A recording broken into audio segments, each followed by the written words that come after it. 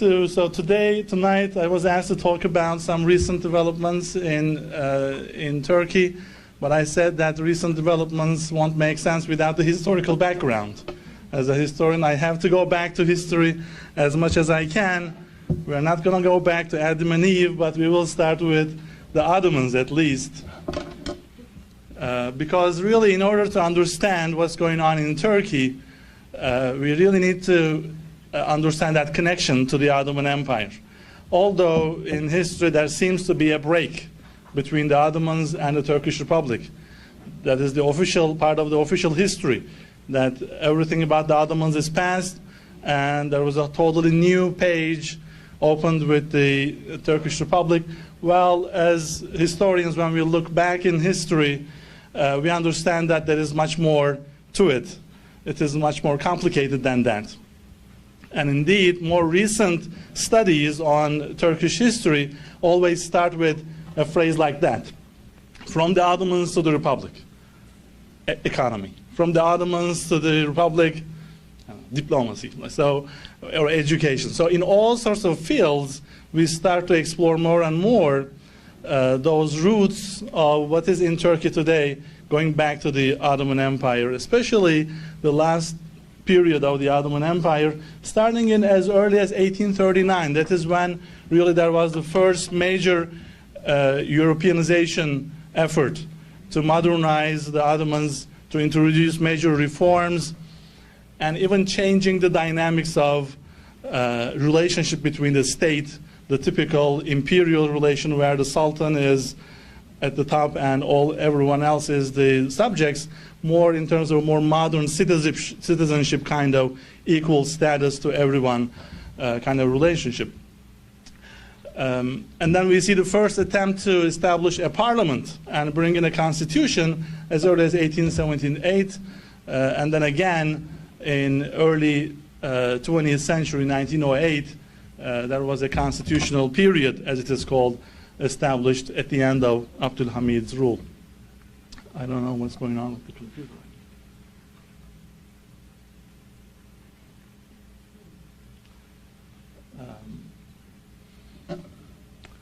But something interesting, although Abdul Hamid is very well known for being an oppressive, a very authoritarian sultan, a lot of the reforms that he introduced are at the roots of what we have in Turkey, especially in the early Republican periods.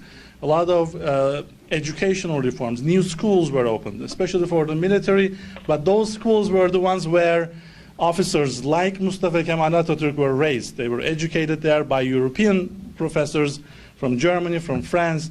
A lot of students were sent to Europe, to France, to Paris. That is where they got the ideas of nationalism, which would end up establishing the Turkish Republic as a nation state. So it is under Abdul Hamid's reign that we see all those ideas flourishing that would pave the ground for the establishment of the Turkish Republic. So after the Ottomans, starting in 1920, when the first parliament was assembled under Atatürk's leadership, we can see the beginnings of the modern Turkish Republic. Well, Turkey, the new state, had to be different. It had to be modern. It had to be at the same level as the other European countries. That is why there's a big emphasis on the West, Westernization, being like Europe, being like European countries in every aspect. And we should also remember the Wilsonian concept at the time, the Wilsonian idea, which is that giving the right to self-determination to every ethnic group. He specifically mentioned that Turks need to have their own state, but every other ethnic group within the Ottoman Empire also should be eligible to have their own state. So that was his idea, but that was also the prevalent idea at the time. That is why we see an emphasis on establishing a modern state based on an ethnic identity. That's why it had to be Turkey, based on the Turkish ethnic identity, so that it could be a legitimate state from the Western perspective at the time. And this Westernization reached out to all aspects, excuse me, all aspects of the time. So it is not just political, it is not just establishing a republic, but it went all the way to cultural areas, going every aspect of the society. So new reforms included education reform. All the schools had to be were united under one leadership, under the education of the Ministry of Education. The script, a new script was introduced to break away from the Ottoman past and to bring Turkey closer to Europe, which is the Latin script. That is how you're able to read some of the Turkish words when you're in Turkey. Otherwise, it would all be the Ottoman, the Arabic script. It is the same language, Turkish language, but written with different letters. The hat, for example, was introduced. That is one of the most interesting reforms that were introduced. It is still a law. All men in Turkey have to wear a hat. It's a fedora, actually. Because in the Ottoman times, hat was a symbol of your status. People distinguish each other by their headgear. If they had a turban, for example, in a specific style, it meant that you were a professor. If you had the fez, it meant that you were a bureaucrat. So again, the hat represents, in a symbolic way, a break from the past and a new beginning into a European way, into a European standard. And in all these reforms under Ataturk, they are brought down to, crystallized down to 6 major aspects. And those 6 are summarized in those words: secularism, nationalism, statism, republicanism, populism, and revolutionism.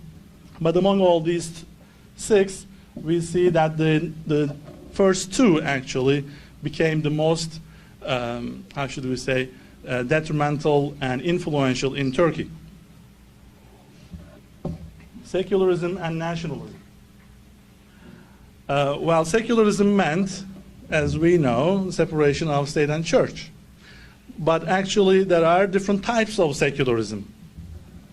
More recently, there has been literature developing, scholars identifying, distinguishing between the American way, largely, of secularism, where the state approaches with a hands-off approach to the religious institutions. So religions are free to operate in the society.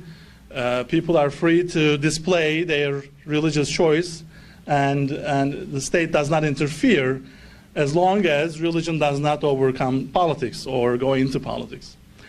But then on the other hand, there is a French style of secularism where the state takes an active role in making sure that the religious symbols do not appear in public, in the society. So the state is actively involved in a way, suppressing religion and religious symbolism in public sphere. And the Turkish version is closer to the French version. Actually, some argue that it is even further than the French version, but it is more in line with the French, because, understandably so, because at the time all the leaders of the Republic had been educated, or most of them were influenced by the French style, the French society, and the French model. Until 1950s, we could say that the French model was more influential in Turkey than America.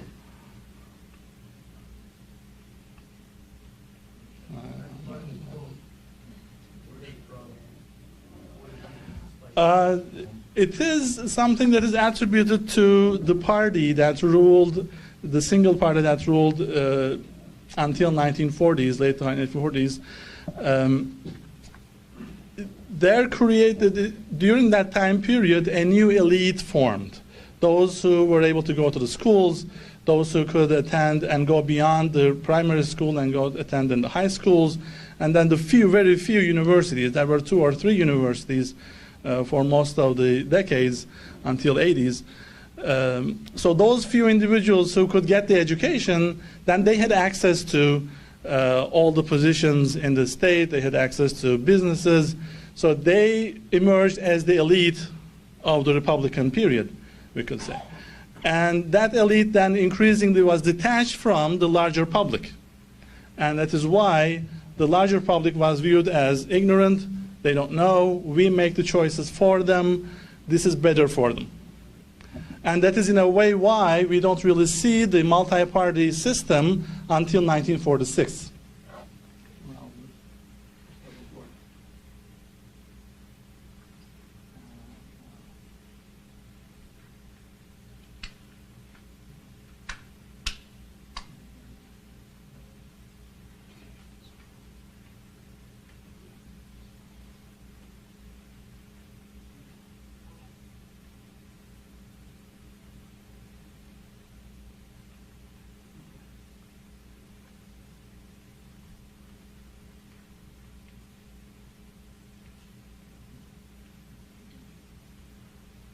Yes, there was a single-party regime from 1923 all the way until 1946. And only in 1946, with some pressure from the United States, actually, in return to joining NATO and joining the Western camp, there was a switch to a transition to a multi-party system where there were multiple parties in elections. The Republican People's Party was the only party during that time period. There were an attempt to establish another one, but it failed. And from 1950 to 1960, the alternative party, the second party, won the elections, 3 elections in a row, in the Democrat Party. And so we see a transition towards democracy. And that was pretty much always the intention, the focus, the aim from the very beginning was to achieve the level of democracy that is in the West. But then, democracy has not been as smooth in Turkey, and there has been coups. The picture that you see there is the head of the Democrat Party, Adnan Menderes, who led Turkey for 10 years, but then as a result of the coup, he was hanged after a mock trial. It was not the only coup. There was another military intervention in 1971, another one in 1980, another one, it is called a postmodern coup, because it is not a traditional military takeover, but it led to a collapse of the elected government in 1997, and another one in 2007, and that one is called e-coup, because it was an electronic, the military just posted something online, but it failed there. It did not really achieve any damage. But that was the last attempt by the military to intervene in regular politics.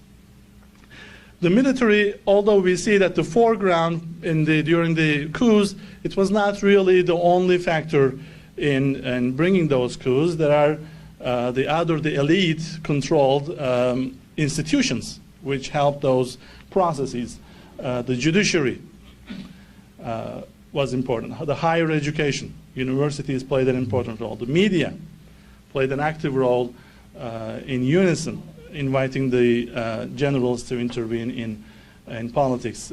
Similarly, major business associations also helped bring the coups.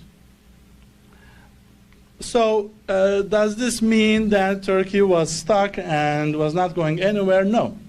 The society was constantly growing and developing, and the changes, the transformations brought up a totally new dynamic in Turkey by the time when we get to 1980s, 90s.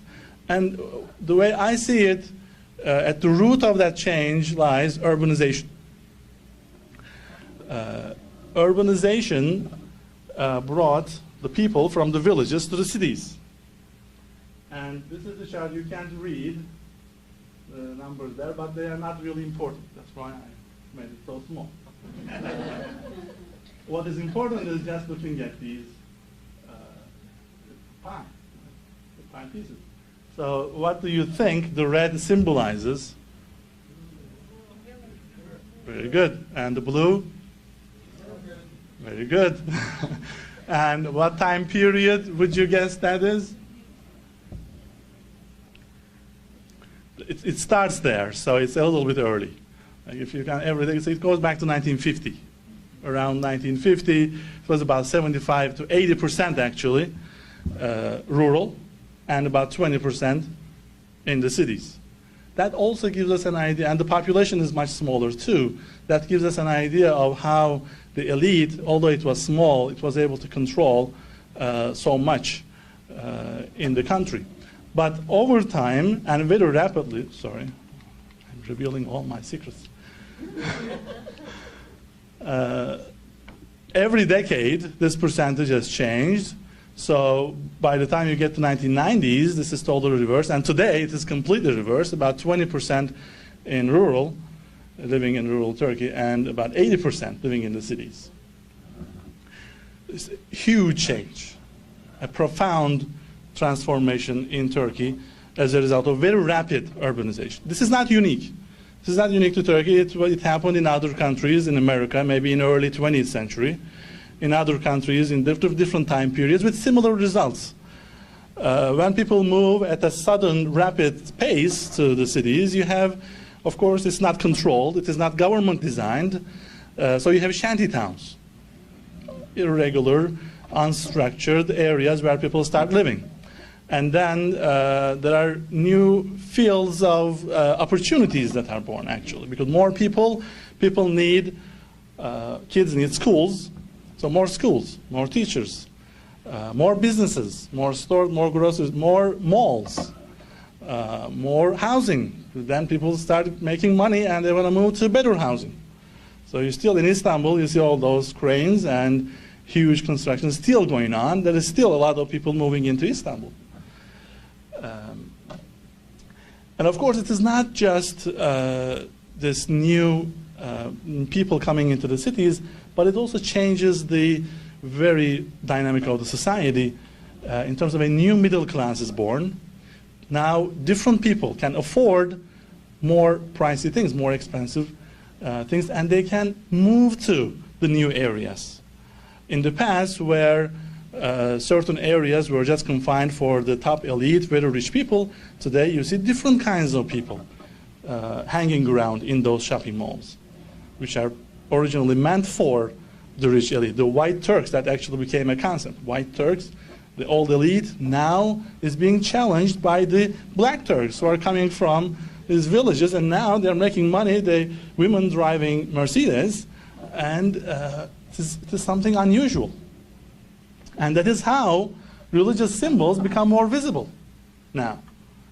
That is why there is that misconception that Turkey is becoming more religious. No, Turkey is not becoming more religious. Religion is becoming more visible in Turkey as a result of this whole process. You have this sweet girl back in the village, you know, there's nothing scary about her. She's working in the village and wearing a scarf as every villager girl would do. But then with the change, she moves to the city, she goes to the high school and then the university, she graduates from the university, and she's still wearing a scarf, but in a different way. But this becomes a little bit scarier, because I don't know what she's going to do with that. Right? In the city, there's all sorts of opportunities. So this becomes what I call spatial democratization.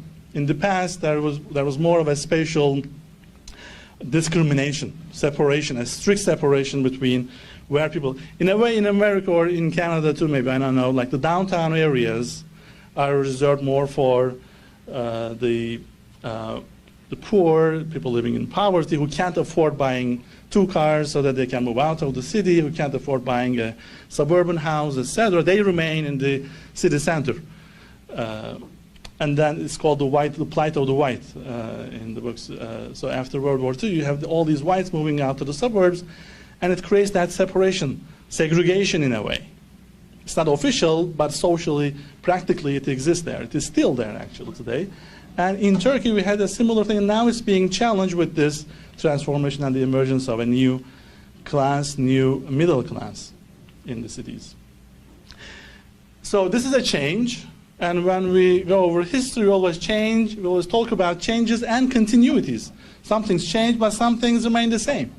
And part of it is people's need to learn about their religion. People's need to study their faith.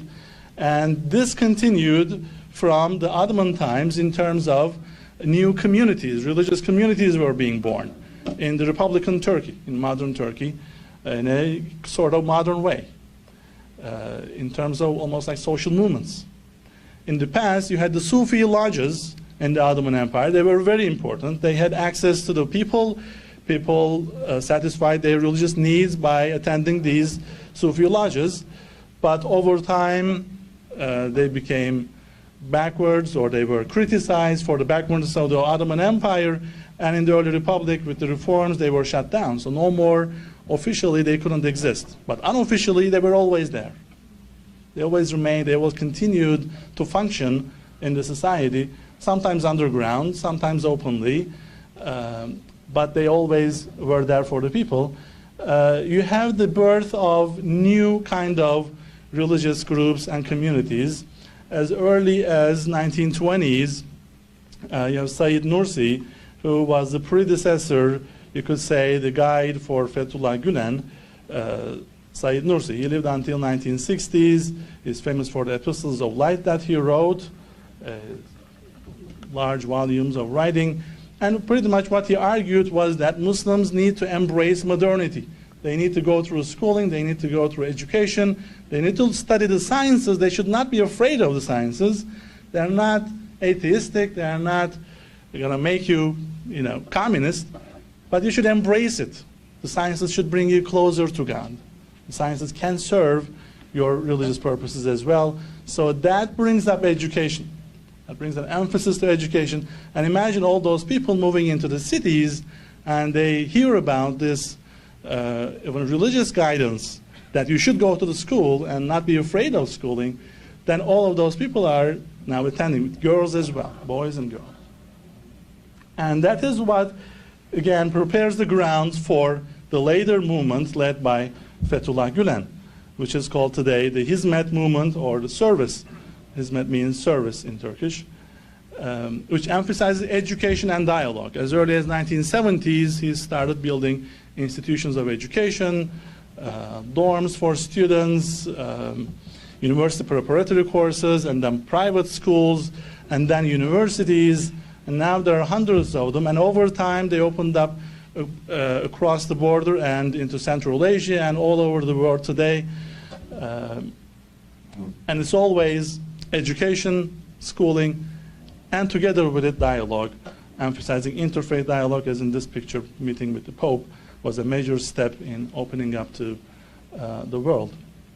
And also today, the movement emphasizes, in terms of its general values, political values, that it upholds democratization, freedoms, rule of law, and similar universal values. So that is what's going on at the society level. At the political level, I have to cut through a lot because I'm already over my time that I set for myself.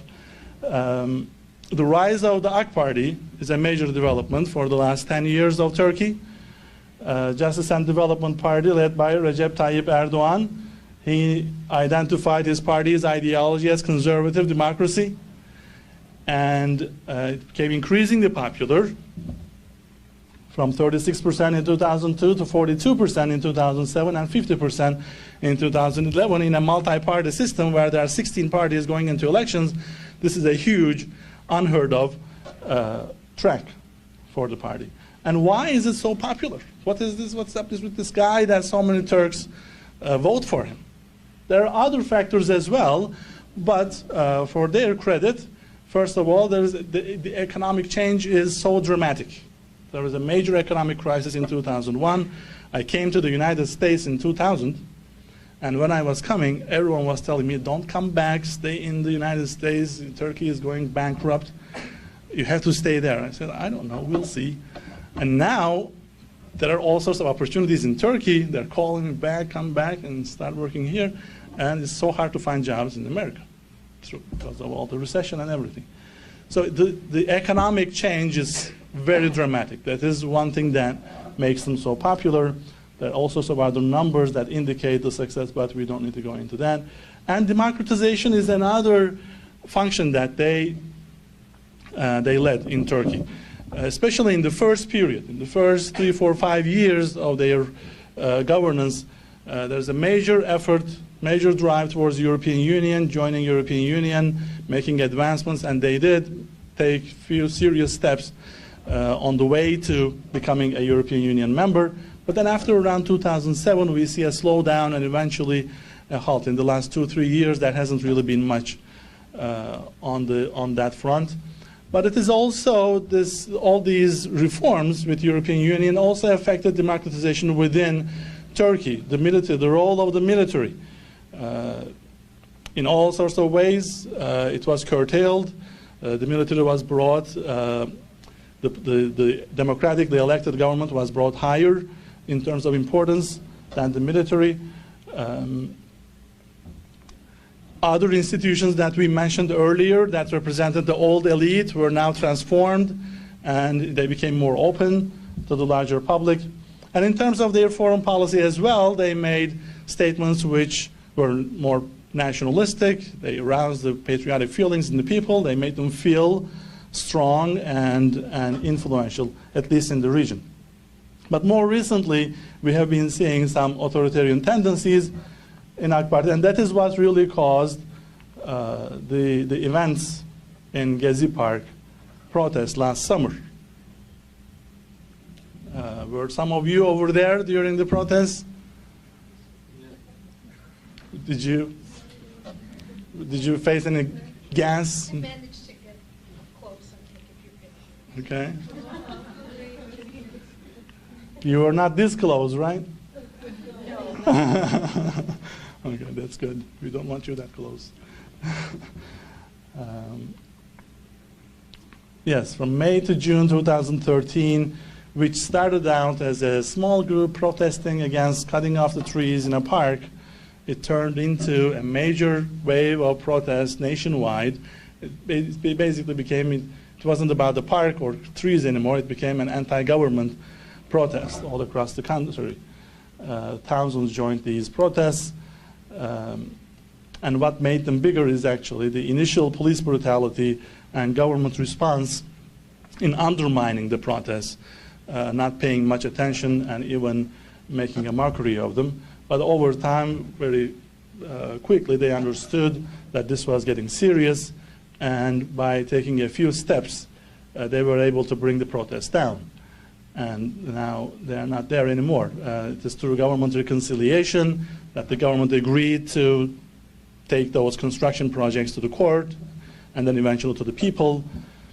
They retrieved the projects. The radical groups started acting violently and destroying certain material. That is why the larger public started to pull out of those protests. And eventually the protests came down. But in a way, the spirit is still there. As those people who were there protesting, they are still upset about certain developments. And somehow the government seems to have this ability to upset those groups again and again, over and over again. Some argue that it is a deliberate step to polarize the society so that their base, their popular base, becomes stronger in supporting them. What I call this is actually a social pressure of the younger generations on an aging governance.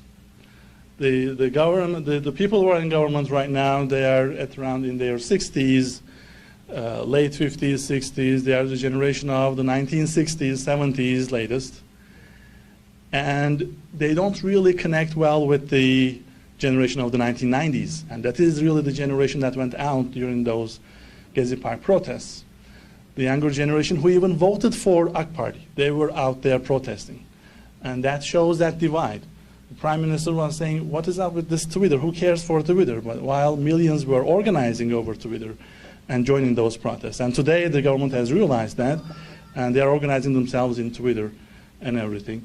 So I think that the society is asking for more freedoms, more opportunities, asking for a higher standard of freedoms and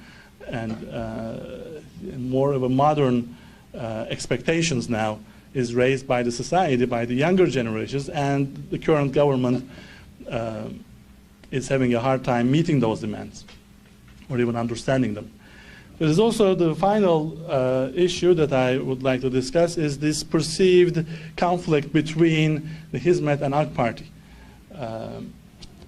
Initially, when AK Party first came around and it was winning all these elections, at the base, there is a big overlap in terms of the goals and objectives of both the Hizmet movement and the current governing party. They were pro-European Union, they were pro-democracy, all these democratization reforms and freedoms, and it seemed to overlap with what Hizmet foresaw in terms of Turkey's future. But over time, certain incidents broke this, let's say, close alliance apart. I guess the beginning big signal was the flotilla incident when a ship was bringing aid to Gaza. Israeli forces attacked the ship and killed 9, and the government took a very, how should we say, a populist, more nationalist kind of approach in responding to Israel, whereas Fethullah Gülen came out and surprised everyone by saying that the ship had to first ask for permission from Israel, because they are the authority in that area. So that was really the first break, but then there has been multiple incidents which deepened that gap. Although, and this is something really a difficult question, because AK Party has 50% of the votes. And it is not hard to imagine that most of those people also at least sympathize with the Hizmet movement. So in a way, people are broken apart. And sometimes this is enforced by the government and the different opportunities that arise. Business people are, they have to choose in between. If you want, some government jobs or business from the government, then you have to disassociate yourself from the Hizmet. The perceived threats on both sides is existential. AK Party thinks that the Hizmet will overcome and will take over and will establish a party or will take over government and etc. So it will be the end of AK Party. Whereas some people in Hizmet think that the way AK Party approaches Hizmet right now is basically to bring an end to Hizmet by banning the private courses, for example. This is still a project that the Prime Minister pushes for, closing off all the private university preparation courses. They don't openly say that this is against Hizmet, but a lot of Hizmet people understand this as an anti-Hizmet move. The most recent thing in the last couple of weeks is closing off private apartments for students. And of course, Hizmet serving education and students, there's a lot of students and housing where students live, and this is again perceived as a potential threat by the government towards Hizmet to bring an end to Hizmet. So it is the threat is perceived as existential, although both Fethullah Gülen and Recep Tayyip Erdogan, in their public statements, they embrace each other. They, like Fethullah Gülen said, he prays for Recep Tayyip Erdogan. Erdogan has been attending some of the functions of Hizmet. But at the bottom level, there is this growing distrust. And especially as we are moving closer to the elections, there will be a presidential election and governmental election and mayoral election over the next couple of years. Things are getting warmer in Turkey. And just today, there was a statement by the Journalists and Writers Foundation, which is the representative organization for Hizmet. They made a statement. And in this statement that you can't read, they identify the problem, which is that some claim that Hizmet movement is working to establish a political party, and they denounce this. This is actually a claim that Fethullah Gülen over and over again has spoken against, that no Hizmet associated people should establish a party. We can't get involved in politics. It is a no-no for Hizmet. But still, there are some arguments like that, and they issued 3 points. If we read it very quickly, it is impossible for the community, consisting of volunteers from different political ideologies, to establish a political party, directly or indirectly, to be affiliated with any political party, which is another false, unfounded claim that is occasionally voiced.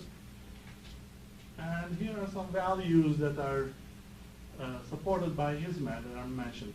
Nurturing no goal other than serving mankind. The community recommends that the volunteers who are devoted to this goal should define their relationship with politics against certain values and principles, particularly including human rights, democracy, transparent and fair administration, pluralism, the rule of law, and freedom of faith and expression. Any political party that properly upholds these values is preferred.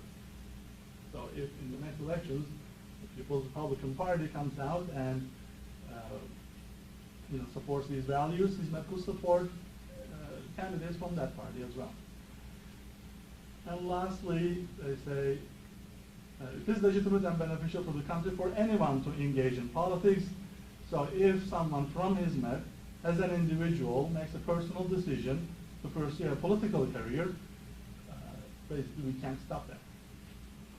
Community's principle of not establishing any party and not being affiliated with any political party should not be confused with certain individuals' personal preferences to engage in active politics, even if they have links to the community.